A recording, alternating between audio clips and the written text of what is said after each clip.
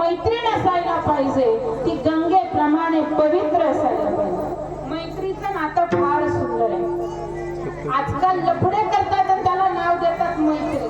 मैत्री एवढी घाणेरडी नाही आहे. मैत्री भागवत कथेमध्ये, श्रीमद भागवतामध्ये सुद्धा मैत्रीचं वर्णन आलेलं आहे.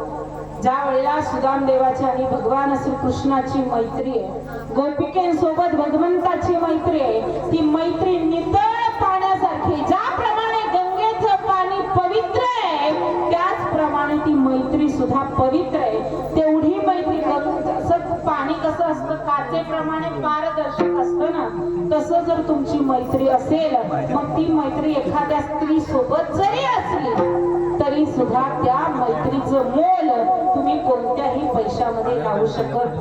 काय होतं, आपला समाज स्त्रीकडे पाहताना फक्त वासनेच्या भावनेने पाहतो. कोणत्या? बाई कितीही म्हातारी होऊ द्या. तुम्ही संगमेश्वरात गेलात तर बिना कामाने निदान 2-4 तास स्टँडवर उभं राहू शकता का? महिला मंडळ राहू शकता का? 10 मिनिटं राहू शकता का? नाही राहू शकत.